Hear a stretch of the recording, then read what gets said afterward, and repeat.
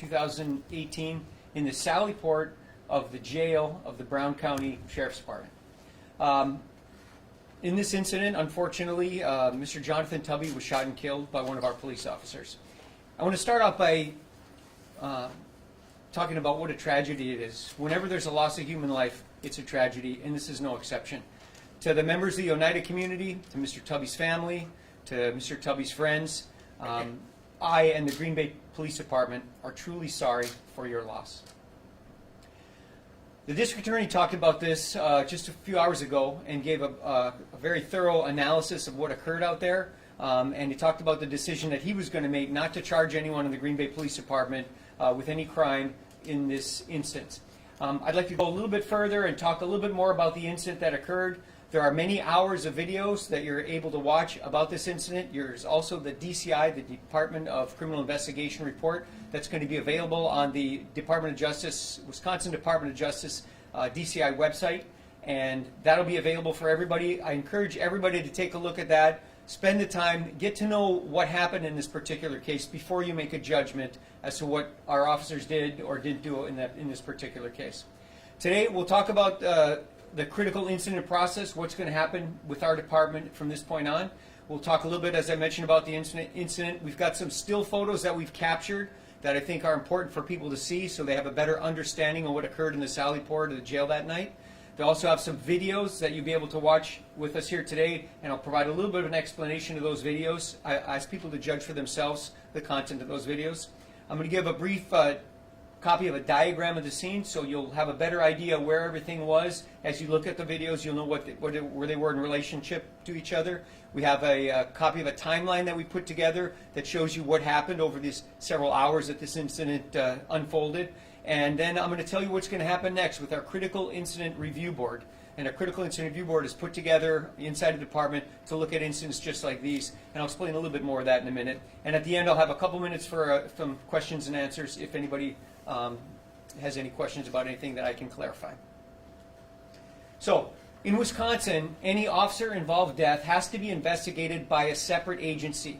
In our case, we asked the Department of Justice, DCI, Department of Criminal Investigations, to conduct the investigation into this case. They accepted and they came down and did an investigation. Wisconsin Statute 175.47 mandates that it gets investigated by another agency, and that's exactly what happened here.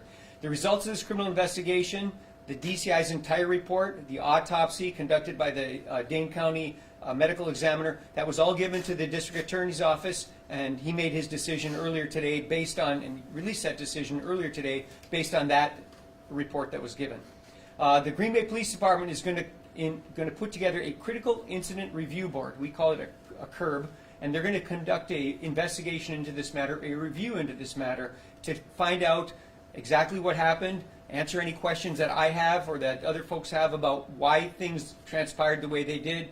They're going to look at if our policies and our rules were followed. They're going to look at best practices. What was done right? What could we do differently in the future if an incident like this were to present itself again, and clarify anything that they need to. That has been ongoing. We've not interviewed people with respect to that, but we started the investigation, meaning reviewing the DCI report, looking at all the videos. We put together the team, and that's moving forward. I can't give you a date when that report is going to be completed. It'll be weeks down the road. But when it is completed, obviously it'll be available for anybody to take a look at that wants to take a look at it. So our commitment to the community, and has been since I came here 3 years ago, was that we would be as transparent as possible. And I think today is part of that transparency. Releasing all the DCI reports is part of that transparency. I know it's been frustrating for people to have to wait a number of months before we're able to talk about this incident. I understand that frustration, and I understand that people are upset that we didn't give more information earlier. But we want to make sure we have the information correct before we release it. We want to make sure what we release is right and not just done quickly in the haste to get information out of there. And the district attorney wanted to take a considerable amount of time to review all the available evidence before he made his decision about prosecuting. As I mentioned, all the investigative findings should be posted up on the DCI website now. I haven't checked that yet, but it should be posted up on the DCI website, so anybody can take a look at that anytime they want, and I encourage you to do so before you make a judgment in this case. And also, as I mentioned, our critical incident review board report will be available once it's completed, and it's going to be weeks down the road because there's a lot of work to be done there, but that'll be releasable, and anybody can take a look that wants to see it. So let's talk about this incident. This is the photo of Mr. Johnathon Tubby. This is the most recent photograph that we have of him. This incident started October 19th, and it started about 7:24 in the evening. Officer Colton Wernicke and his training officer, Officer Eric O'Brien, were doing patrol, as we asked them to do. They observed a red light violation. Mr. Tubby was driving a vehicle, drove through a red light. Officer O'Brien and Officer Wernicke did what we want them to do, which is conduct a traffic stop, and that's exactly what they did. The vehicle pulled into a parking lot driven by Mr. Tubby, but it didn't stop right away. He continued to drive slowly through the parking lot. We found out later that he was on a phone, making a telephone call to his girlfriend, we believe. But he didn't pull over. There was a passenger in the vehicle. She's identified in the DCI report. That raised the officer's suspicion just a little bit, and so they called in for an additional unit to back them on this traffic stop. Eventually, Mr. Tubby stopped. The officers approached the car. Both Mr. Tubby, who was the driver, and his passenger initially lied to the officers about who they were. They both had warrants out for their arrests. They were warrants for failure to appear. I believe Mr. Tubby's warrant was for failure to appear on an OWI charge that he had. So both of them gave fake names. Our officers were able to investigate that, index them, so they say, which means look them up in the computer, figure out who they are, realize that they had given fake names, found out who their real names were, and they were both arrested, placed under arrest and placed in handcuffs, and that was because they were both going to be going to jail that night for the warrants that they had. There was also an open charge of marijuana. They observed marijuana on the front seat, and the open charge of marijuana was an additional charge that they were going to have. So they were handcuffed. Mr. Tubby was placed in the back seat of Officer O'Brien's vehicle. Now, something that's important here in the video, or the still shot that you see here, these are the officers. This is Mr. Tubby right here. This is Officer Wernicke, who's conducting a cursory search. This is Officer O'Brien, who's his training officer. That's Officer Hack, and that is the female occupant of the vehicle. This is important because there's a lot of questions about the search that was conducted in the field.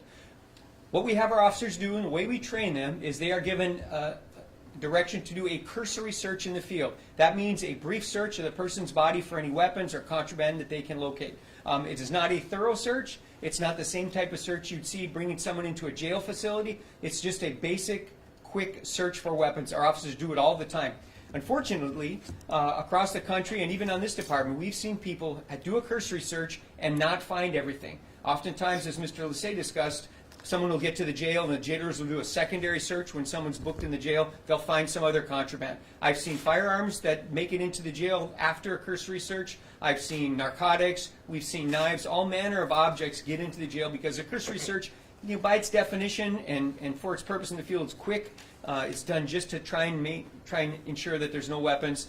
It's not foolproof. It's not 100%. So, Mr. Tubby was placed in handcuffs, which were safety lock. Safety lock. What does that mean? Handcuffs have a ratchet on them like this, and if you lock a handcuff, it'll lock in a position like that. It can't be open. If you turn the key back the other way, it'll be safety lock. That means you can't back it up and you can't move it forward. It's locked in that position. We determined that these handcuffs were safety lock, meaning they were locked, they couldn't move backwards, and they couldn't get tighter. Why do we do that? Well, when someone's handcuffed behind their back and they lean against something, there's a chance that that ratchet will get tighter and tighter and tighter. And that causes a lot of pain, could cause an injury to somebody, so we teach our officers to double lock those handcuffs. In addition, they're harder to get out and get open if the handcuffs are double locked. Again, that comes into play because the handcuffs were such an issue in this particular case.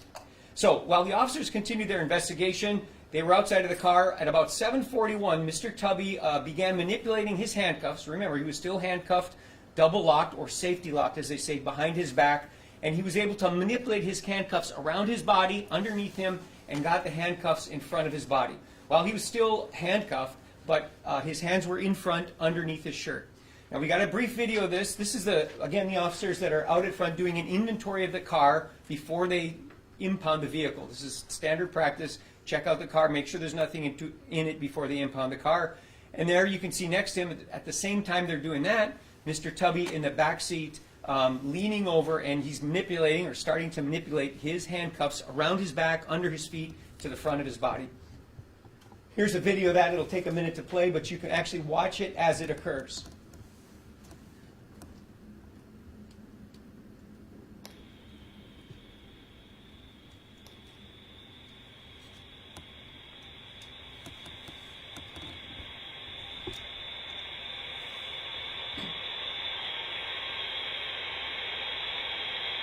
One of the things you should note is that he's wearing a white shirt, or it appears to be wearing a white jacket. It's actually black. This is a thermal imaging camera in the back of the car.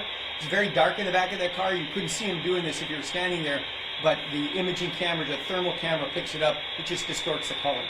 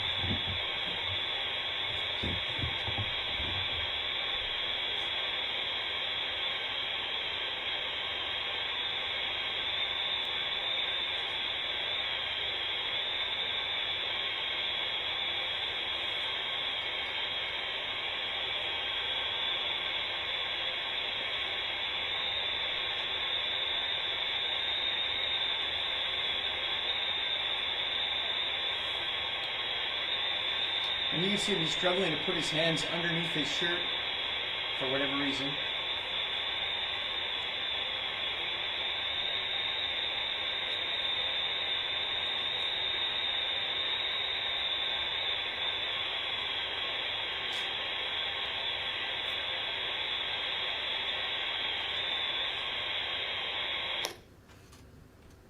Okay, and that continues on. He is able to successfully get his hands from the back to the front, put them underneath it. Now the officers, as I mentioned, were conducting an inventory of the vehicle at this time, so they were unaware that his hands were in front of him, and as they got back into the car and were driving, he was leaned over in the front seat of the car, so they couldn't tell that he had manipulated the handcuffs behind him in front. And people do that oftentimes when they're in the back of a police car. You know, the police cars have a plastic seat. Sometimes it's uncomfortable to lean back against that, so people will typically lean forward or sit sideways so that they can, it's for their own comfort. So he was transferred to the jail, driven into the Sallyport entrance of the garage. Once inside, the officers, what we ask our officers to do, and it's the same in just about every jail I've ever been, they ask the officers to remove all their weapons. You can't bring weapons into a jail, and this is no exception. So what the officers do is they leave the individual in the back seat, walk around to the trunk of their vehicle, they take off all the weapons that they have, knives, pepper spray, firearms, baton, anything that they have that can be used as a weapon. They leave that in the trunk of the car, shut the trunk, take the person out of the vehicle, bring them into the jail, and then they book them. And that's exactly what the officers were planning on doing. So Colton Warnicki, who's the trainee, the newer officer, he goes to the driver's side rear door and asks Mr. Tubby to step out of the vehicle because he's deposited his weapon. Officer O'Brien is still at the back of the vehicle, and then we'll see a video in just a second of what Mr. Tubby's response was. Just so you know the verbiage that's being said, Officer Wernicke, if you listen closely, you can hear him say, stepping out, and then Wernicke states, come on, bring your foot out, as he appears to reach into the back seat. Then you can see Mr. Tubby still bent forward and pulls back or flinches back, and he says a couple epithets, and he says he'll do it, basically. The car door shut, Mr. Tubby's still in the back seat. So at that point, the officers have looked in, they've seen him with his hands in front of him, he's refusing to get out of the car. We'll show you in a minute the still photo of what we believe the officers saw, and then you'll be able to make that a judgment yourself. But here's the video again of Mr. Tubby in the back seat. Again, he's got his hands underneath his shirt, and you'll see what happens when Officer Wernicke opens the door.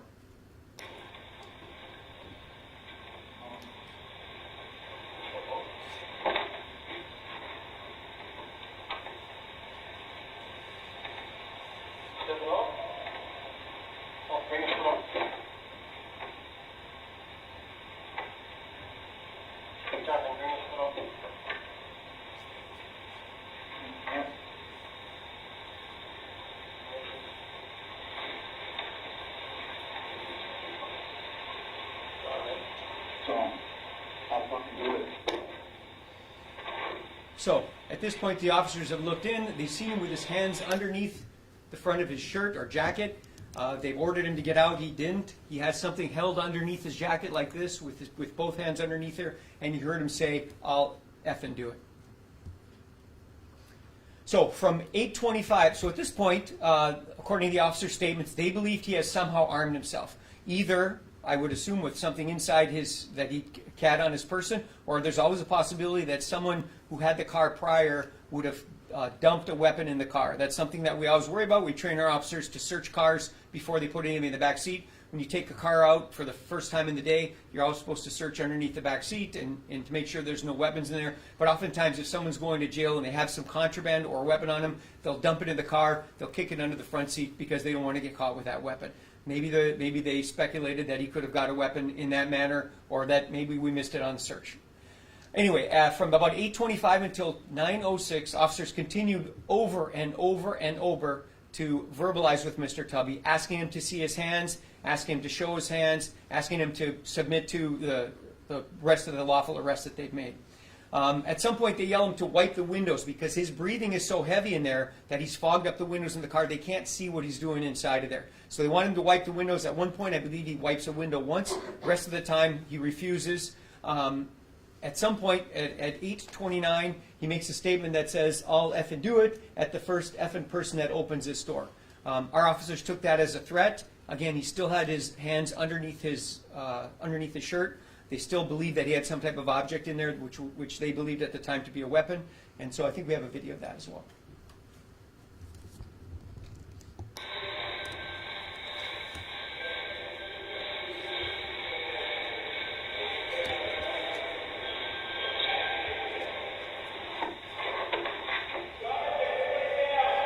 Fuck you, I'll do it.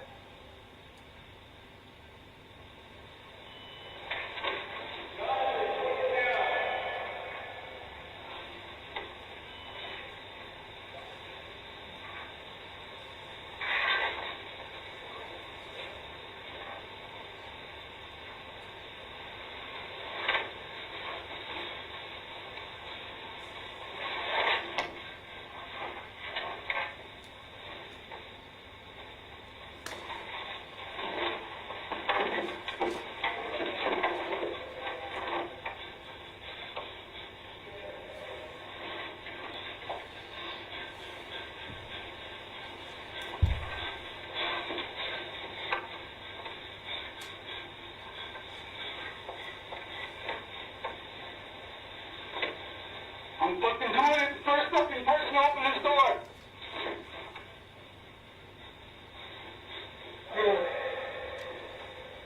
I'm not going.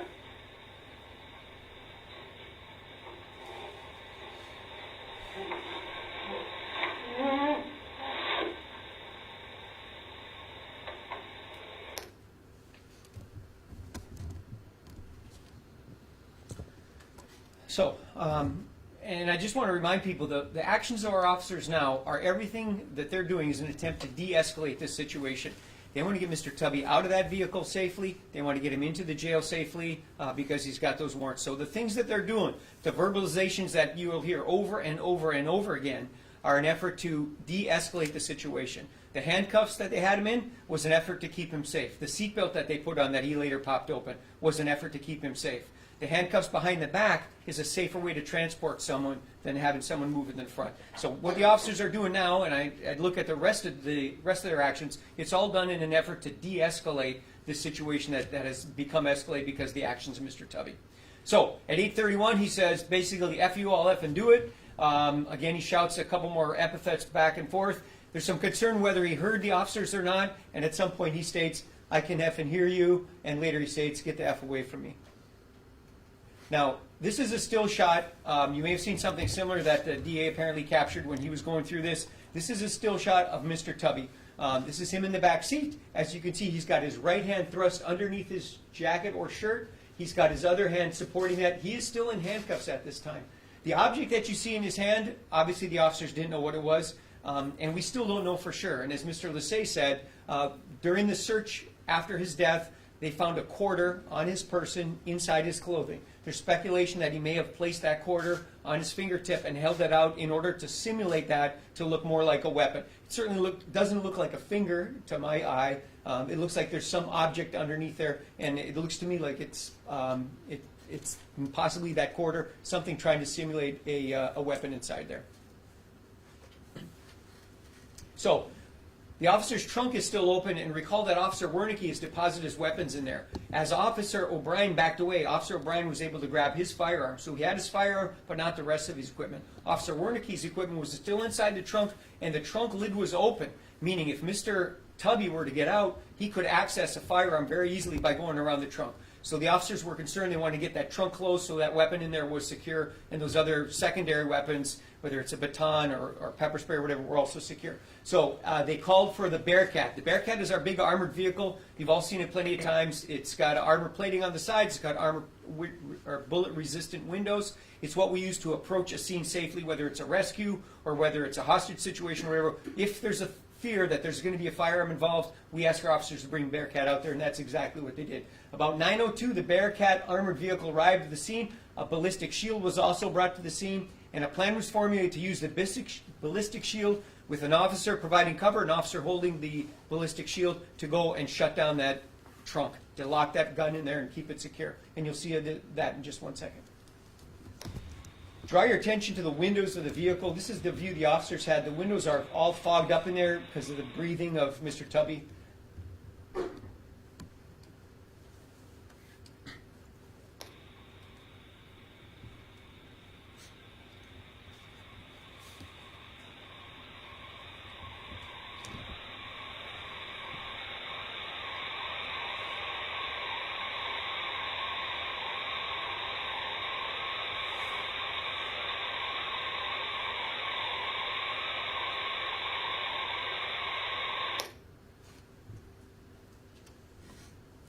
So at this point, they're trying to formulate a plan and decide how they're going to try and extract Mr. Tubby from there. He's certainly not cooperating. They've got limited visibility in there because of the fogged up windows. The decision gets made to break the back window of that vehicle using a baton round. That's a wooden baton round. It comes out of a 40 millimeter gun, and it's used to, in this case, it's used to break the rear window. So they shot one shot at it in one corner of the window. It was successful. It broke the window.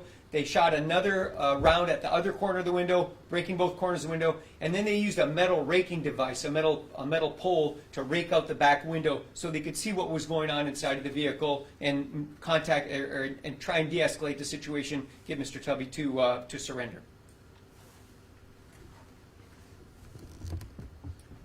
So there's a picture out of the turret. They shot the wooden baton rounds out of the turret, hit the vehicle in the back.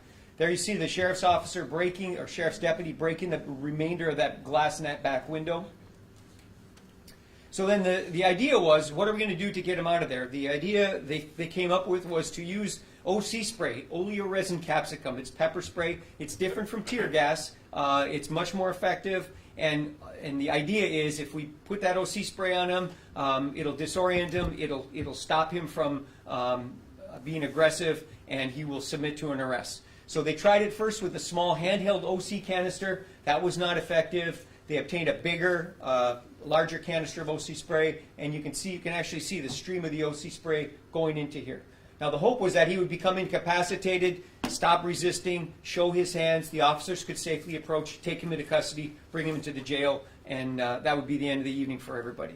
I'll see in a minute how the rest of that unfolded. About 13 seconds after they applied that OC spray, Mr. Tubby suddenly jumped up and jumped out of the window, the back window of the police car. You can see here he jumps up first to his knees, then he takes a crouching position. As you can see, he still has his hand underneath here, hidden from view.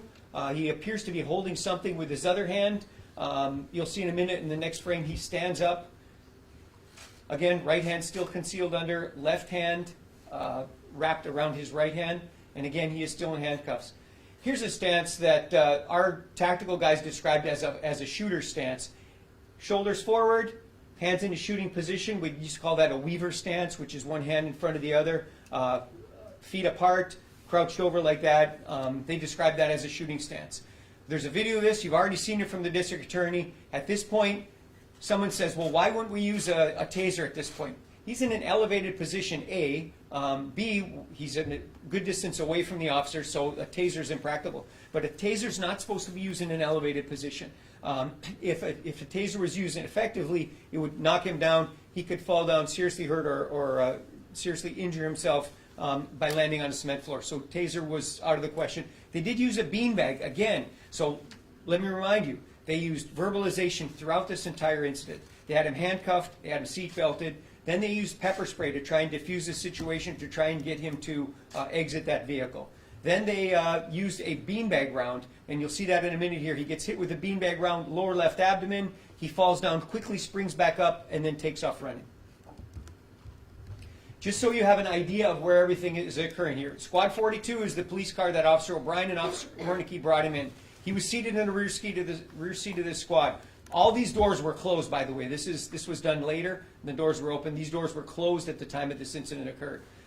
Squad 53S is the supervisor's car. That vehicle is the vehicle that you're going to see the video, and all the video we've been seeing is coming from that vehicle. So he's parked in a position so he can take advantage of the squad car camera. Bearcat is parked here. This is Officer Hack's vehicle. This is a jail van that had already been there. Here's the Sallyport entrance of the jail, and Officer O'Brien has positioned himself right over here. And there are other officers throughout the jail facility here. The purple indicates the view that the camera has. So you can see the camera from here over to here. Mr. Tubby jumps up and jumps out of here, runs in this direction. In a minute, when we show you the video, you'll see the canine gets released here. Canine comes from here in this direction. Again, this was a less lethal method to try and take Mr. Tubby into custody peacefully. So in addition to the OC, in addition to the beanbag shotgun, in addition to the constant verbalization to get him to surrender, they used the dog to try and take him down so that they wouldn't have to use ultimately deadly force on him. So this will be the quick video. You'll see how quickly this transpires in just a few seconds. And you'll see the beanbag round. You'll see him get knocked down by that. He springs back up, takes off, headed towards Officer O'Brien.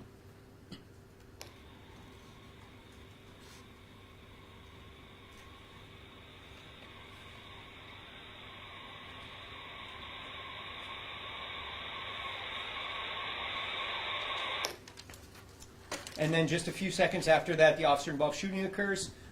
Again, this is the videotape that we have. All the video that's available is going to be posted on the DCI website.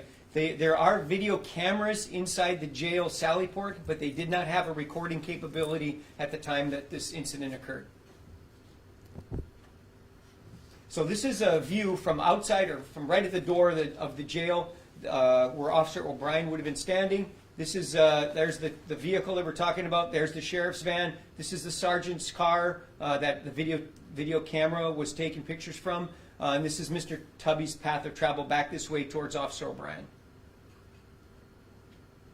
This is a brief timeline. It's certainly not everything that occurred during this incident, but this will tell you a little bit. It started at 7:24. The Bearcat arrived at 9:02, and the entire incident was over at about 9:11. So a little under 2 hours, this incident was over. So, and just to remind you, they repeated intervention attempts to try and de-escalate the situation prior to the use of deadly force. The verbalization, you can count on yourself. There's a page in the DCI report that documents over and over the officers trying to convince Mr. Tubby using different verbalization methods, calling him by his first name, asking, ordering, all these things to try and get him to comply. The temporary restraint of the handcuffs he had on, that was again to keep him safe while he's being transported until he got into the jail. Obviously the seatbelt. The pepper spray was an attempt to try and de-escalate this, an attempt to take him into custody. The canine deployment. And then the two beanbag rounds. One you saw, there was another beanbag round fired as he was running towards Officer O'Brien. Another officer shot a beanbag round. We're not sure if that beanbag round hit him. As the DA said, it may or may not have. They didn't see any marks from that beanbag on the body, but they did find the spent beanbag itself on the ground. So, a lot of things happen in this hour and 45 minutes period of time. It was a difficult situation, and again, it ended tragically. One of the things that happens during these incidents is people make a lot of judgments right away, and people say a lot of things on the internet People make a lot of threats. Our department has, since this afternoon, we've seen a huge escalation in threats against our officers. Threats to kill them, threats to kill Officer O'Brien, it's cop killing time, things of that nature. People make a lot of judgments based on a real paucity of facts. They don't have the facts, they just get angry and they understand that they're angry and they lash out and they want to lash out at the police department. I would ask anybody to look at the report, read what the report says, look at the video, find out and educate yourself on this incident before you make a judgment as to what happened, before you make a judgment as to what our officers did in there. Finally, I'd like to tell you a little bit about Eric O'Brien, because this guy's been vilified, and I don't think anybody really knows him. I've known Eric for the 3 years that I've been here. Eric's a 6-year police officer with the Green Bay Police Department. He's 43 years old. He's not some young guy out there. He's one of the really trusted officers that we have here. Eric came on the job late. He's been on the job 6 years. He's married, father of 4. He's got his bachelor's degree. He's got his master's degree. We trusted his judgment, and we still trust his judgment. We trusted his judgment so much that we made him a field training officer. And that was based on the recommendations from his supervisors. And we had him training Officer Warnicki because he's very calm, and he's very thorough, and he's very knowledgeable. He's also on our SWAT team. Prior to this incident, long before this incident, he was selected to be a member of a SWAT team. Why? Because he shows calm under difficult circumstances. Because he's a very hard worker. I've seen him in stressful situations, and he handles himself extremely well. I had no qualms when he qualified the highest to become a member of our SWAT team. I was glad to put him out with new trainees because I wanted more cops out there working that had the same attitude, the same community service attitude that Officer O'Brien has. Prior to coming on the job, Officer O'Brien was a teacher. He taught incarcerated adults, adult learning in prisons. Before that, he was a first grade teacher. Dedicated his life to service. Hardworking guy, family guy, soft-spoken, outstanding tactics, great work ethic. He's a great cop. He's a really, really good cop. And not only is he a good cop, Eric O'Brien's a good man. So, with that, I'll answer any questions you might have. Oh, thanks for reminding me. The Critical Incident Review Board. We put together a Critical Incident Review Board consisting of about 6 people in the department. Subject matter experts in use of force. There's a peer on the board, the director or the commander from Office of Operations, the chief of staff.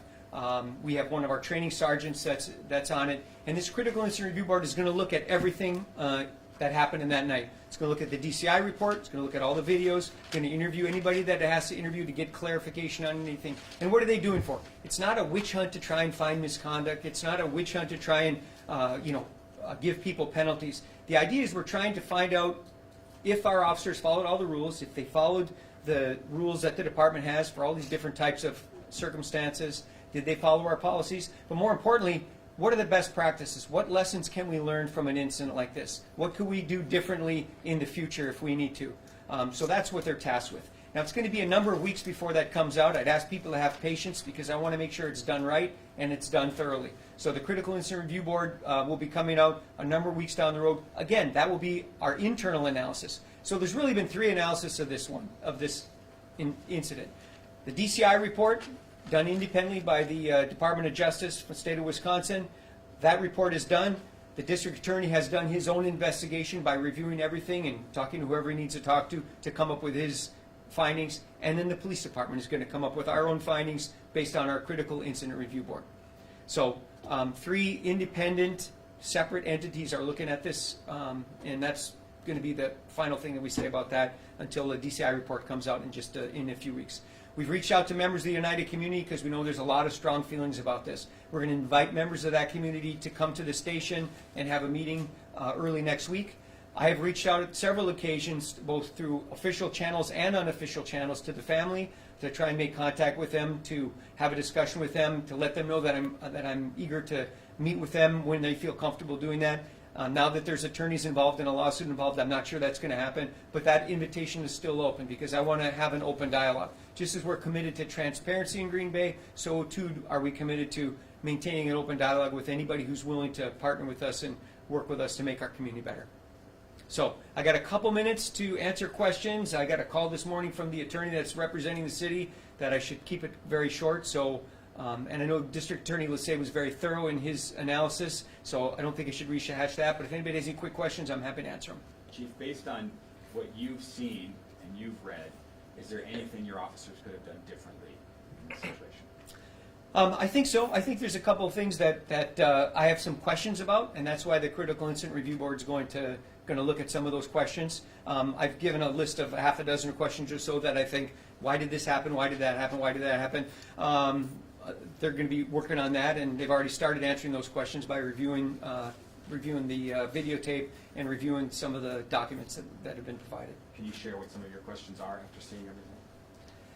You know, I probably ought not. The only thing, you know, right off the bat, you know, one of the questions a lot of people had is how come there was no video recording capability inside of the Sally Port? I think that question has been answered by the sheriffs because they said that's on the schedule of getting the recording capability. It just hadn't got to that point yet. Things of that nature. Can you tell us more about what you call the cursory search? You said it's kind of a quick search. Is there a thought, or has there been any change in the department's policies or procedures in the last few months to make sure those searches are done, you know, more thoroughly? No, the search that they're doing is a standard cursory search that has been taught since I was in the academy 30 years ago. It's designed to detect if anybody has any weapons. In this case, it turns out Mr. Tubby was not armed with a weapon.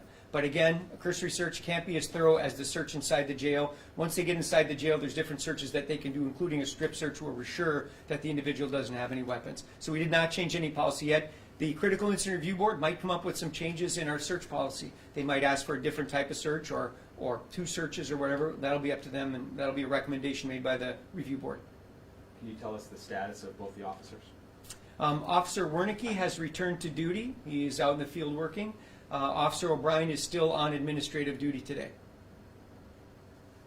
Can you take us through a cursory search? Typically, what you're doing, it's kind of just like a pat down, correct? Right. That would be another name. Would be a pat down search. They're searching through the clothing. They're searching the pockets. They're searching along the waistband where people typically hide items of contraband or weapons. They search up and down both legs. Generally, don't make people take their shoes off in the field to do that, but it's done as thoroughly as you can, as quick in a quick manner in the field, just to determine that the person has no weapons and no contraband. But again, as we've seen across the country and even here in Green Bay, it's not foolproof. And oftentimes, you know, we'll do a search in the field, we'll find something later on. We have copies of our use of force report, our use of force guidelines. We have a copy of Graham versus Connor, which is the standard by which use of force is judged in this country. It's a 1989 court case. We also have some screenshots of some of the threats made against our officers. You know, everybody signs up for this job. They know it's a dangerous job. But to see some of the vitriol and some of the terrible things people are saying who know nothing about the circumstances. They know they're angry and they want to lash out at the police department. They want to say terrible things about officers and their families, but they don't have the facts. I ask them to educate yourself, look at the video, read the DCI report, make your own judgments once you've done that. All right, thanks everybody.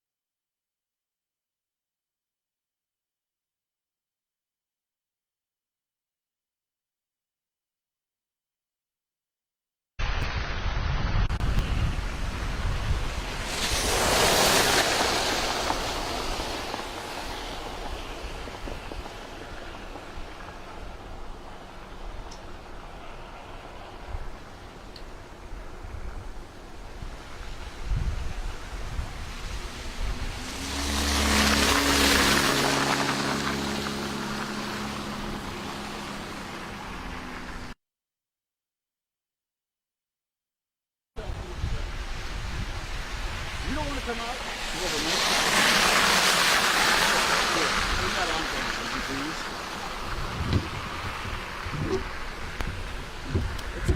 Ooh, mittens. Let me know when you need them to check levels. I need to put my gloves on. Robin O'Guinye checking levels. Chief and